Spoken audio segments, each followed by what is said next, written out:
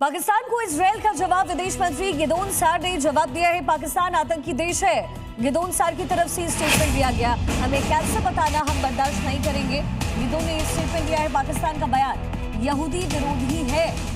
तो पाकिस्तान की तरफ से इजरायल को कैंसर बताया गया था। एक तरफ टॉकिंग टेबल पर दोनों देश बैठ रहे हैं, ईरान एक तरफ, यूएस एक तरफ, और कहा जा रहा है कि पाकिस्तान ने ही दोनों देश के बीच में मध्यस्थता करवाई है।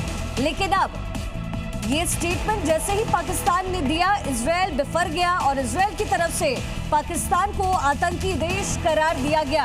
अब इसके बाद ये नया स्टेटमेंट आया है। वहीं नेतन्याहू का पाकिस्तान को जवाब, इजरायल के प्रधानमंत्री कार्यालय का एक्स पर पोस्ट, इजरायल के विनाश की बात अपमानजनक है। ऐसा बयान हम बर्दाश्त नहीं करेंगे। मध्यस्थता करने वाला निष्पक्ष होना चाहिए। ये स्टेटमेंट इजरायल की तरफ से दिया गया है। इजरायल के विनाश की बात करना गलत है।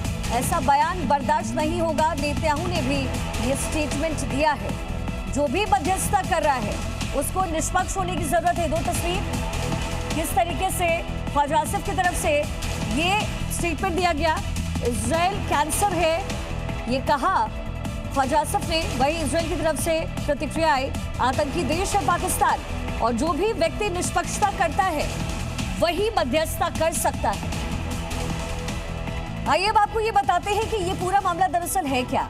देखिए, पाकिस्तान के रक्षा मंत्री ख्वाजा आसिफ ने एक्स पर एक पोस्ट किया जिसमें उन्होंने इजरायल पर सीधे सीधे हमला बोला। पाकिस्तान की तरफ से जो बयान था पहले वो जानिए। इजरायल कैंसर की तरह है, मानवता के लिए अभिशाप है। लेबनान में नरसंहार इजरायल कर रहा है, निर्दोष लोगों को मार रहा है, बेरोक-टोक खून खराबा कर रहा है। ये पाकिस्तान ने इजरायल के लिए कहा। अब इजरायल की तरफ से प्रतिक्रिया आती है। स्टेटमेंट पर उनकी तरफ से कहा गया, पाकिस्तान एक आतंकी देश है, हमें कैंसर बताना बर्दाश्त नहीं, हमें खत्म करने की बात कर रहा है पाकिस्तान। पाकिस्तान का बयान यहूदी विरोधी है, हम किसी भी आतंकी के खिलाफ लड़ने वाले हैं। तो जाहिर है यहाँ से ट्रिगर पॉइंट बनता हुआ नजर आया।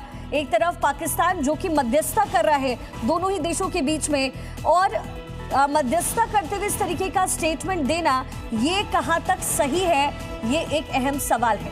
बहरहाल हमारे साथ दो मेहमान इस समय मौजूद हैं। Group captain UK Devraj defence expert के तौर पर, और रविंदर सचदेव फॉरेन एक्सपर्ट के तौर पर हमारे साथ हैं।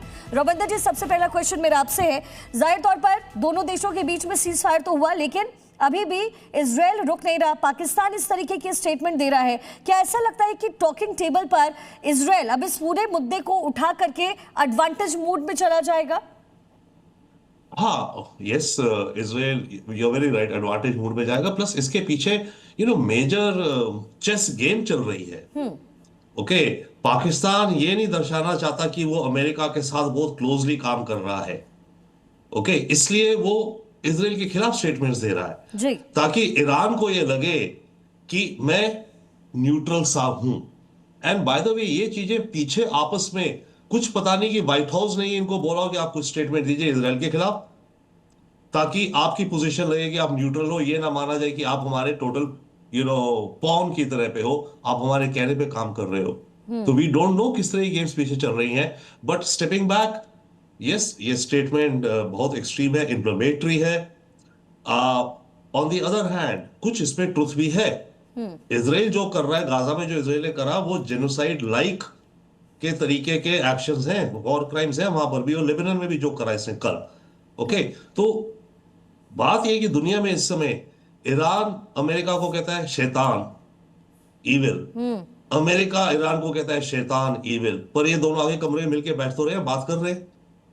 तो इस समय सिचुएशन ये होगी कि ये जितने देश है आपस में, चाहे आपस में पब्लिक में चाहे जो भी कह ले, बट रियलिटी ये हो गई है कि इनको बैठ के आपस में बात करनी पड़ेगी। हाँ। और अब वो बातें का रिजल्ट होता है सीज फायर, या होता है कि चलो वापस जंगल में जाते हैं, सब लड़ेंगे मारेंगे एक दूसरे को। जी देवराज सर, ये पूरा मैटर यहाँ पर टॉकिंग टेबल पर सॉर्ट होना था। क्या ऐसा लगता है कि ये जो पूरा सिचुएशन है पाकिस्तान के स्टेटमेंट की वजह से यहाँ पर एस्केलेट हो सकता है? ख्वाजा आसिफ ने जो बयान दिया है बहुत ही गैर जिम्मेवारी भरा स्टेटमेंट है। एक स्टेट्समैन से यह आशा नहीं की गई थी। सबसे बड़ी बात है, जो भी मीडिएटर होता है, मध्यस्थता कराता है, उसका ये जिम्मेवारी होता है कि उभय पक्ष के लिए एक माहौल तैयार करे जिसमें मीठापन हो, मृदुता हो, बंधुत्व की भावना हो, ताकि पॉजिटिव माइंडसेट से उभय पक्ष एक दूसरे के साथ डायलॉग कर सके, डिस्कशन करे। लेकिन अगर इस तरह का कटुता भरा बयान दिया जाता है, जाहिर बात है इजराइल की तरफ से विष भरा रिस्पॉन्स आएगा और उसका जो इफेक्ट है वो आज की टॉक में दिख सकता है। लेकिन अच्छी बात यह है कि उभय पक्ष जो है अभी टेबल पर बैठा है, अलग अलग कमरे में बैठे हैं बाय द वे, एक कमरे में एक ही टेबल पर नहीं बैठे हुए हैं और पाकिस्तान बीच में मध्यस्थता करता है।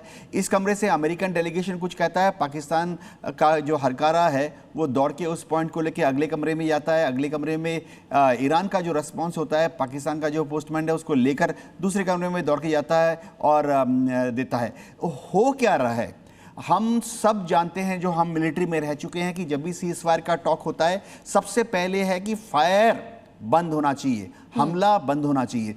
अच्छी बात यह है, बहुत ही अच्छी बात है कि अब आस्ते आस्ते ना इजराइल ईरान की तरफ कोई हमले भेज रहा है, कोई हवाई जहाज भेज रहा है या बॉम्ब गिरा रहा है, अमेरिका भी अपनी तरफ से ईरान की तरफ कोई बॉम्बिंग नहीं कर रहा है। ईरान भी कमोबेश मोर और लेस अपने सभी ड्रोन्स और मिसाइल्स कमांडर्स पर काबू पा चुका है और ईरान की तरफ से भी कोई खुलकर वेव आफ्टर वेव जैसे पहले हमला होते थे वैसे हमले इजराइल पर और गल्फ देशों पर नहीं हो रहे हैं। हाँ, लेकिन रविंदर जी ये प्रॉक्सी वॉर का जो रूप ले चुका था, अब ये भी कहा जा रहा है कि लेबनान और इजराइल के बीच में भी टेबल टॉक्स हो सकते हैं, ये पॉसिबिलिटी बनती नजर आ रही है। अगले हफ्ते शायद वॉशिंगटन में दोनों की मीटिंग भी होगी। लेकिन क्या आपको लगता है इजराइल जो कि हमेशा लेबनान पर अड़ा रहा है, वो आपको लगता है कि हिजबुल्लाह को ऐसे ही छोड़ देगा? और ये टेबल टॉक जो पाकिस्तान में हो रहा है, जो कि कह तो पाकिस्तान ये रहा है कि उनकी मध्यस्थता है, लेकिन लगता है कि बैकडोर चाइना की एंट्री यहाँ पर है, क्या लगता है इजराइल यहाँ पर क्या स्टेप ले सकता है, वो भी तब जब पाकिस्तान इतनी ज्यादा एग्रेसिव बातें कर रहा है? देखिए, एक और खेल चल रहा है पीछे, सीम्स। बात यह कि लेबनान इंक्लूडेड था कि नहीं इस पीस टॉक्स में, ये बात चल रही है ना। इजराइल कह रहा है नहीं, अमेरिका जेडी वैंस भी कह रहा है नहीं,